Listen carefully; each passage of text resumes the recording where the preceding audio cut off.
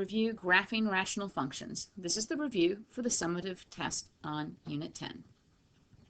You should be able to identify vertical asymptotes, horizontal asymptotes, holes, x and y intercepts, and graph rational functions. You'll also have slant asymptotes, those of you who are in Advanced Algebra 2 or Algebra 2 Trig. All right? Now, first, a little review. The domain of a rational function is the set of all real numbers except those that make the denominator 0. For this reason, when you write the domain, you will write it in set builder notation.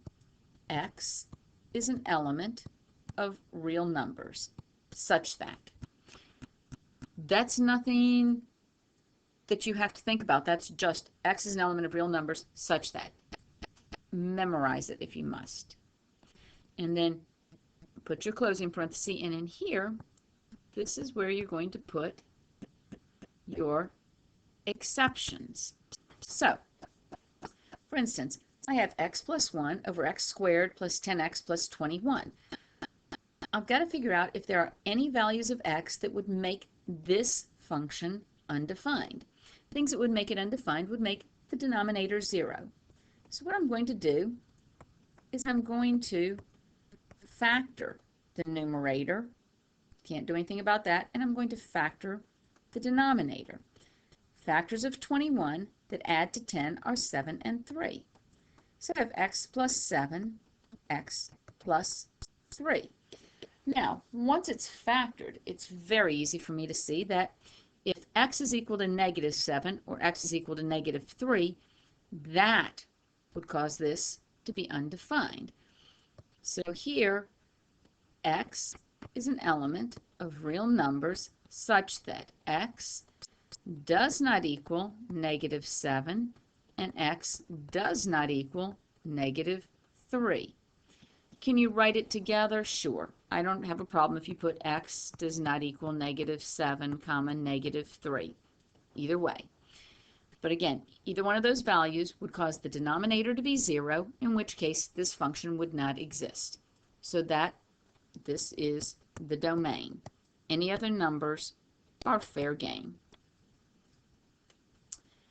Now, an asymptote. An asymptote, you learned, is a line that a curve approaches, but it does not reach. Occasionally on a horizontal asymptote, you might cross it, but you're going to come back to it. You're always going to tend towards that line. A vertical asymptote, you will never touch. You will never cross. It's a true restriction. Now, a vertical asymptote is any vertical line that the curve will not touch or cross. X minus a is a factor of the denominator, but not a factor of the numerator. So vertical asymptotes occur at anything that will cause the function, the original function, to be undefined, and it does not cancel out. So if we look at what we had before, we had x plus 1 in the numerator, and we had x plus 7 and x plus 3 in the denominator. Okay? So that means if I'm looking at my graph at negative 7 and at negative 3, I'm going to have vertical lines, and my graph won't touch it or cross it. Now, do we want to see what this would look like for real? Let me bring up the calculator and turn it on and go to y equals. And here I'm going to put parenthesis x plus 1, and that's going to be divided by, and in parentheses we're going to do x squared plus 10x plus 21. Close the parenthesis, and now I'm going to graph it. Okay. And what you're going to notice right here is that I've got a spot, a vertical asymptote here and a vertical asymptote there. But notice that it doesn't actually draw it in on the calculator. That's where you have to be able to calculate it here and draw it in. But now, in looking at this, I can see that my curve is going to go something like this, something like this, and something like this. But it's not going to touch or cross in those two places. Those are my vertical asymptotes. My vertical asymptotes are x equals -7, x equals -3. I have to write it this way. These are vertical lines. You have to write them as vertical lines. Okay. A hole in the graph. Now, what is a hole in the graph? A hole in the graph is, it's also a spot that is undefined, causes a function to be undefined, but it factors out. So what am I talking about? If I factor the numerator, I get x plus 1, x minus 1. In the denominator, I'm going to get x minus 2, x plus 1. So my domain is going to be x is an element of real numbers such that x does not equal 2 and x does not equal -1. That's the domain. But notice that when I simplify this, I wind up with x minus 1 over x minus 2. The x plus 1 factor cancels out. So now I know that I have a vertical asymptote at x equals 2. But because the x plus 1 factored out, I know that I have a hole at -1, comma. What is the y value of the hole? Well, I'm going to put the -1 into the simplified function, because in the simplified function it won't hurt it because it canceled out over here. But remember, your parent had to exist in order for the simplified one to be there. So here I'm going to get y is equal to -1. I'm going to put it in for the value of x. -1 minus 1 is -2. -1 minus 2 is -3, which becomes 2/3. So for this beastie, if you were going to graph it or start graphing it, I would draw my graph, and at x equals 2, I would have my vertical asymptote. Then at -1 and 2/3, I would draw a hole. Then I could graph the picture. I don't know what this graph looks like. Probably goes something like this, and then it'll jump over that spot. If you look in a table of values, you'll see when x is -1 that it's undefined. Okay, but you've got to be able to tell me for sure, is it a hole or is it an asymptote? Holes cancel out. Asymptotes do not cancel out. All right? So here's my hole. Boom. You draw it just as a little open dot on your graph. Moving on, and horizontal asymptotes. How do you find a horizontal asymptote? Well, if the numerator and denominator are not the same degree, force them to be by adding 0x to the n to whichever has a lower degree. Then set y equal to lead coefficient of numerator over lead coefficient of denominator. This is your horizontal asymptote, unless the denominator is 0. Then you don't have a horizontal asymptote, and you need to check for a slant. That's Advanced Algebra 2, Algebra 2 trig. Okay? Otherwise, you just say there's no horizontal. So, how do I do this? Well, let's look at this first one. I don't have an x. This is degree 2. Numerator is degree 1. So I'm going to have 0x squared. I'm going to add that to it. Now I've got y is equal to 0x squared over 1x squared. This becomes y equal to 0. This is my horizontal asymptote. The next one, degree of 2, a degree of 2. This is understood to have a 1. Since they're the same degree, I just do y is equal to 1x squared over 2x squared y is equal to 1/2.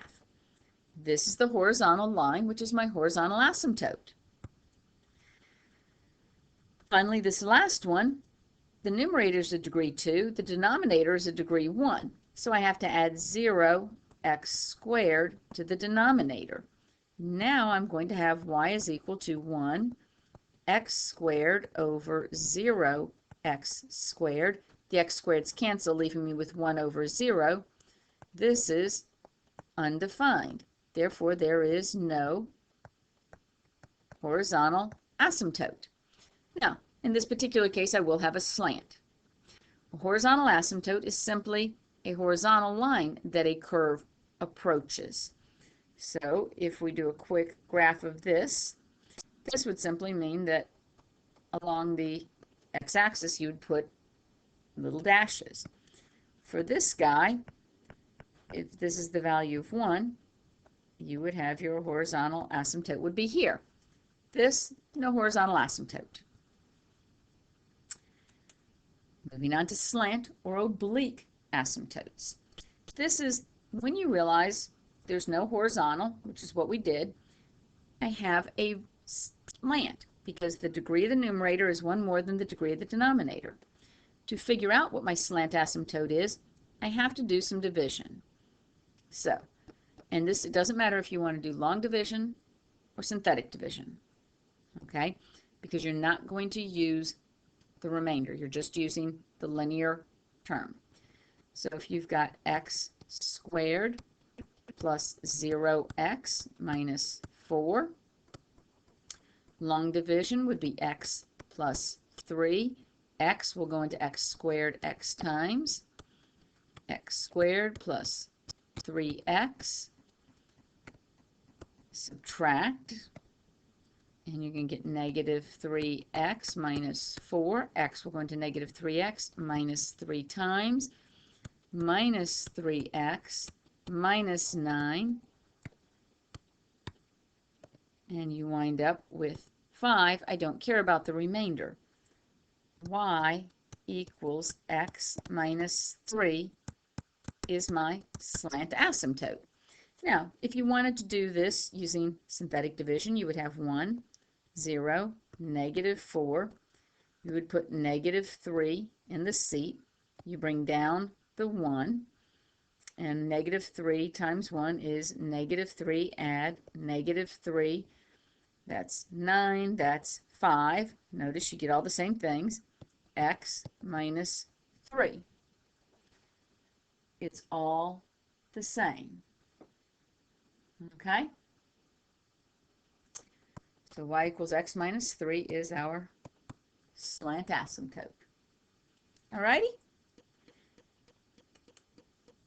Finally, identifying x and y-intercepts, if any. Okay? X-intercept, set numerator equal to 0, solve for x. Y-intercept, let x equal 0 and solve for y. Now, the one thing about this up here, if whatever value causes the denominator to become undefined, then you don't have it.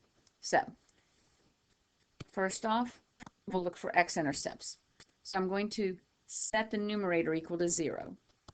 x² minus 4 is equal to 0. x² is equal to 4. X equals plus or minus 2.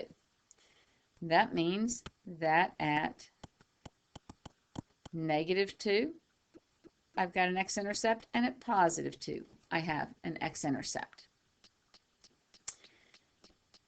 Next, I'm going to set y equal to 0. So I've got 0. Oops. Sorry, not y. I'm going to set x equal to 0. So my y-intercept will be equal to 0 squared minus 4 over 0 plus 3 is negative 4/3. This would say that at negative 4/3, I have a y-intercept. Okay?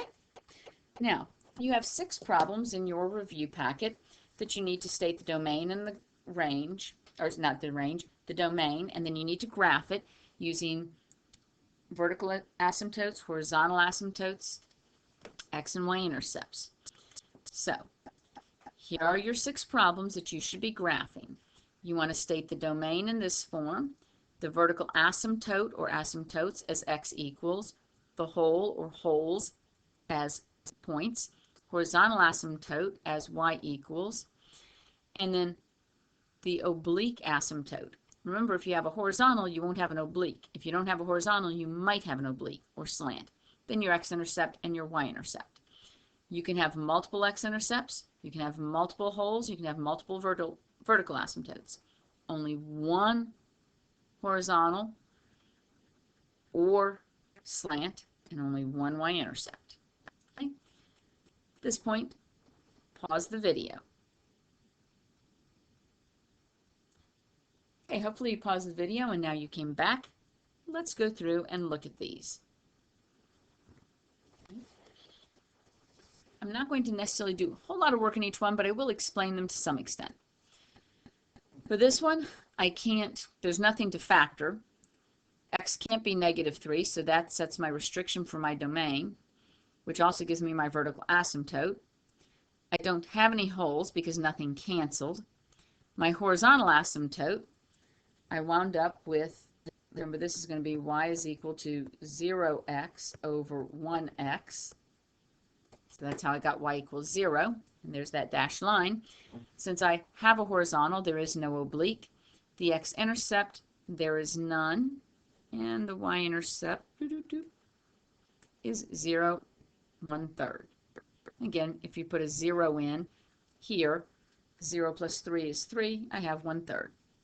And then you use your calculator to look to see what the shape of the curve is. Alrighty? Number 2. Again, there's nothing really to factor, but x can't be 5, so that sets my domain and my vertical asymptote. Nothing canceled, so there's no hole.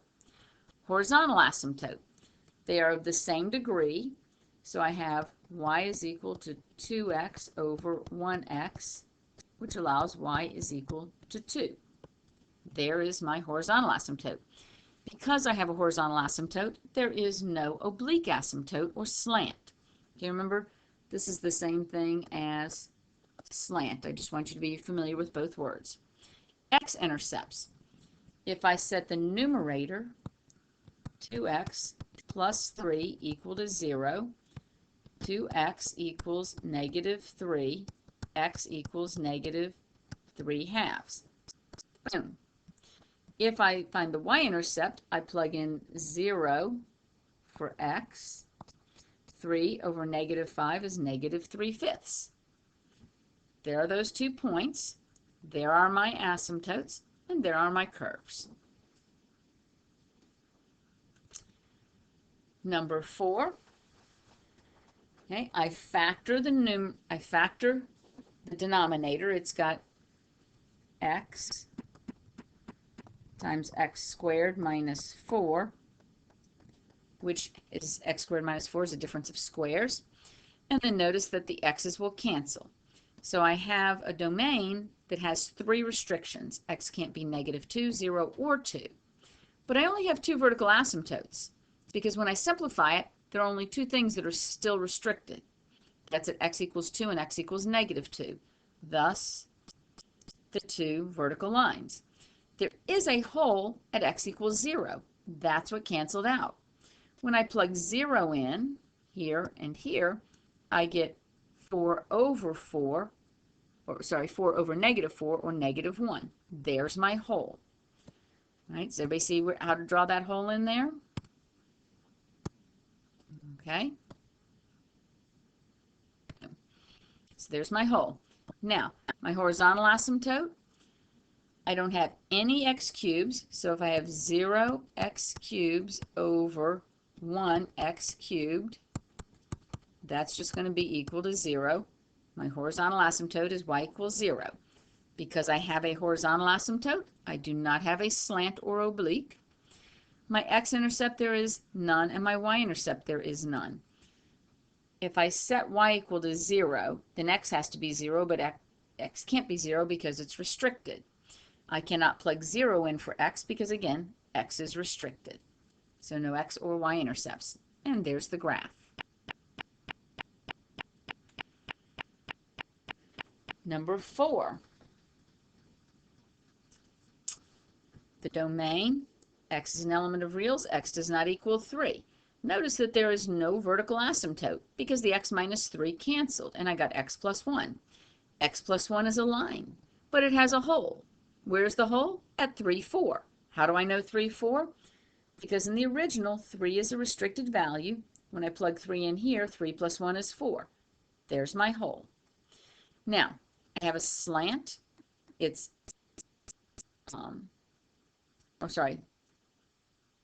there's,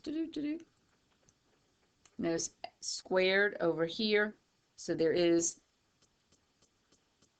a slant asymptote, oblique asymptote. This is squared, this is 1. If I divide this into it, there actually is a slant. I don't know why that says there's none. Oh, down here it's just a linear, so it's not a curve. It's going to wind up just going along this line. The slant asymptote is the line. This is actually a poor example of a slant. X-intercept, y-intercept. So the slant asymptote, when you do the division, the slant asymptote, y equals x plus 1, it's going to ride right on top of it. Right? Number 5. X cannot be 1. Okay? That's just x minus 1 times x minus 1. There are no holes, nothing canceled. Horizontal asymptote. Okay, remember this is 1, this is squared, so 0 over something is still 0, so y equals 0. Oblique, there's none. X-intercept, y-intercept. Now, notice that it crosses. If you graph it on your calculator, you'll notice that it crosses it, but then it comes right back down. It keeps getting closer and closer and closer as x goes to negative infinity. Okay?